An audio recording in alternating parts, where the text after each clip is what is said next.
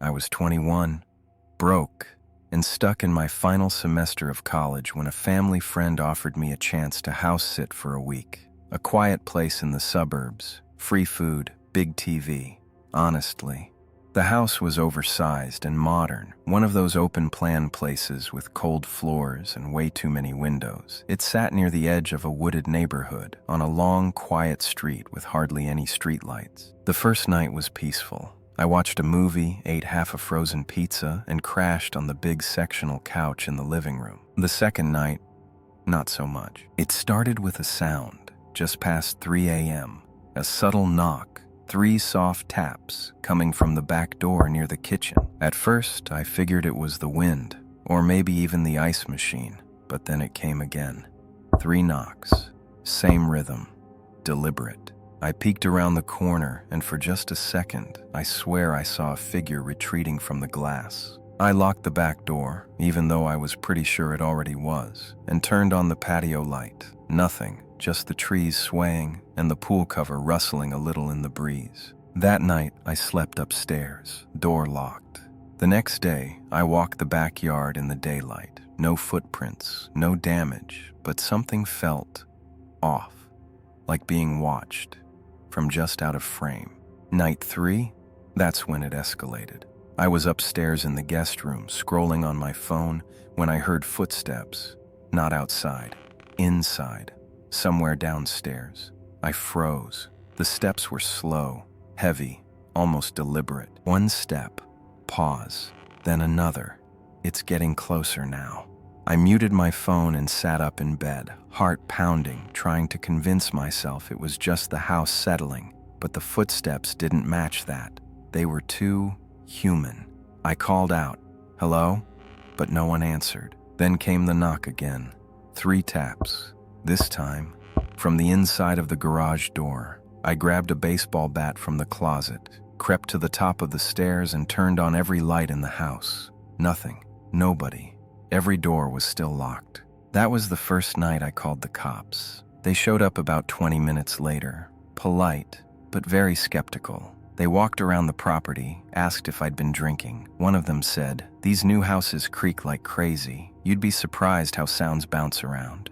I tried to show them the ring cam footage, but guess what? It hadn't recorded anything since 2:58 a.m. Every clip after that, corrupted, just static. They said I should call again if anything else happened, but I could tell they thought I was just on edge. That night, I didn't sleep. The next morning, I tried to reset the camera system, but it was password protected and tied to the homeowner's cloud account, and they weren't answering calls. They were on a cruise. That night, I left all the lights on. At 3:13 a.m., the power cut out, all of it. The entire house went black, and then footsteps, but not from downstairs this time, from the upstairs hallway, getting closer and closer, then stopped, right outside the guest bedroom door. I didn't move. I couldn't breathe. My heart was pumping out my chest. I reached for my phone. No signal. Tried the flashlight, but the battery was dead. I had never felt fear like that before. Paralyzed. Just listening, waiting for the doorknob to turn. But nothing came.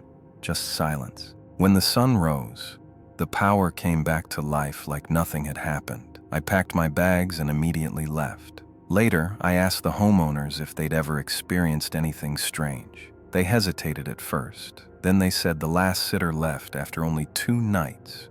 But she never explained why. The police report I filed said, "Unfounded disturbance. No suspects. No sign of entry.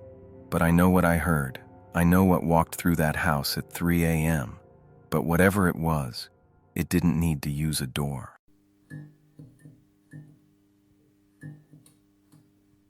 I found the listing by accident. Craigslist, under the short-term rentals section. It said, "Private lakeside cabin, no neighbors, solar-powered, first come, first served, $150 for the weekend." I had just been dumped, needed to disappear for a few days. Clear my head. The cabin was only 2 hours from where I lived in Washington State. The photos looked decent, nothing fancy, just a wooden shack on the edge of a forest lake. No reviews, no contact name. just a number and a vague address. It should have been a red flag, but I messaged them anyway. They replied within minutes. Bring your own food. Water is stocked. Cell service is limited. Keys are under the stone frog by the steps. That Friday, I loaded up my Jeep and left after work. The drive was peaceful at first. Long stretches of pine trees, occasional deer darting off the road. But the deeper I went, the worse the GPS got. Eventually, I had to rely on a blurry screenshot of a map. When I finally arrived, the sun was dipping below the trees. The cabin was real, small, isolated. No lights, no signs of life, just the lake, still and glassy, and that stone frog exactly where they said it'd be. Inside, it was simple.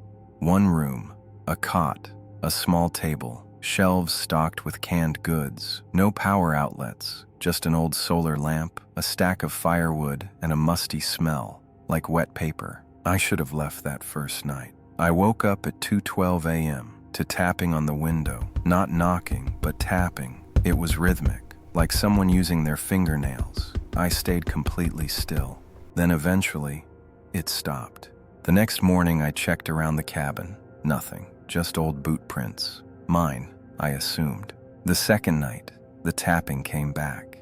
But this time, it was at the front door. I got up slowly. My heart was pounding, and looked through the peephole. No one there. But when I opened the door, a rabbit, dead, neck broken, placed perfectly on the step. I kicked it into the woods and told myself it was probably an animal, a fox or a hawk or something. I didn't sleep after that. I tried texting the Craigslist number, but no response. Then I noticed something I hadn't before. There was no signal, no matter where I stood. Not one bar, no data. My phone was stuck on yesterday's timestamp. That third night, I didn't turn off the lamp. Around 3 a.m., I heard footsteps on the roof. They creaked slowly, then stopped. Then, the tapping started again, on the back window this time. But when I peeked out, something was staring in. Not a person, not an animal, just a shape, white, slender, pressed against the glass, like it was listening. I backed away, grabbed the poker from the fireplace, and shouted, "Get the hell out of here!" The shape slid away without a sound. I didn't wait until morning. I grabbed my bag, jumped in the Jeep, and reversed down the dirt road. No music, no headlights, just panic. But here's the part that still gets me. When I got back to town, I went to report it, just in case it happened to someone else. The police couldn't find the listing. Not in my browser history, not in my emails. Nothing. Even stranger? When I showed them the blurry photo of the cabin on my phone, it vanished while they were holding it, just blinked off the screen. They told me there's no cabin on the north side of Lake Merwin. Never has been. It's protected forest land. But I was there. I saw it. And whatever lives in that forest doesn't want to be found. It wants you to find it.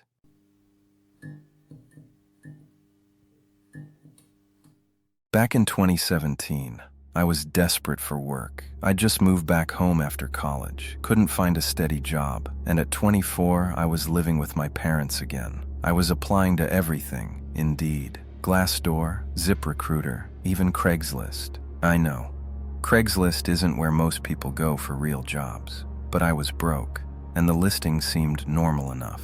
It read, "Seeking office assistant, no experience needed. Flexible hours, $22 an hour. Background check required. Please bring ID to interview." It had a business name, an address in a nearby business park, and a contact email that didn't look fake. I figured it was worth a shot.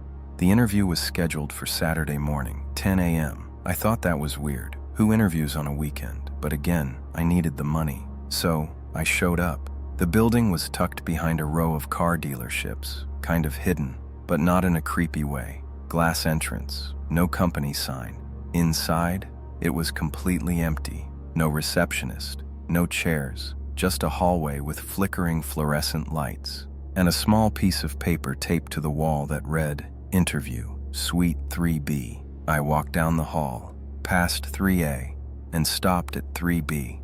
The door was open just an inch. I knocked, but no answer. so I pushed it open.